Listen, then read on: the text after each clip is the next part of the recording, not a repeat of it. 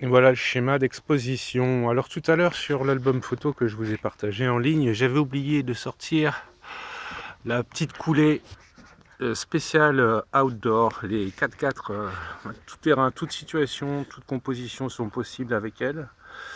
Elles sont principalement chargées avec des labradorites, évidemment cristal de roche, une gîte, calcite blanche, énormément de petits amas, des déchets de coupe que l'on m'a gentiment offert, et à ce propos je précise que c'est grâce à Elisabeth et je l'en remercie encore infiniment puisqu'elle m'a permis à travers ces petits présents qu'elle m'a généreusement offerts de réaliser des toutes petites merveilles.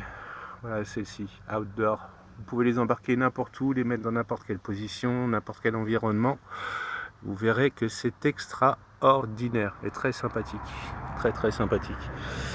Alors voilà, une belle illustration de ce que peuvent être les orgonites lorsqu'elles sont amalgamées dans l'amour inconditionnel et avec le souci et le respect de la protection et de la correction de vos environnements, que ce soit concernant les pollutions électromagnétiques, que ce soit les chemtrails, que ce soit les ondes négatives qui soient émises soit par des rayonnements électriques, soit par des pollutions électromagnétiques bien évidemment, et surtout tous les environnements spirituels, sociétaux, politiques, religieux et occultes pour ceux qui sont dans les combats spirituels que chacun est amené à porter au quotidien, voire même concernant nos passés. Je n'irai pas jusqu'à dire vie antérieure parce que là j'ai très peu de données là-dessus. Je vous rappelle que moi je suis un orgonaute, je ne suis pas un théoricien, je ne suis pas non plus un maître spirituel, encore moins un guide, je suis un simple orgonaute qui se contente de travailler avec les merveilles que la nature nous propose. Vous voyez toutes ces petites merveilles, chrysocole, shungite, calcite blanche, cristal de roche. Je vous dis pas comment ça rayonne et comment ça bastonne. Ouais. Très sympathique. Extraordinaire de brillance et de rayonnement. Ewa, viens par là, je veux pas que tu sortes. Ewa, viens par là.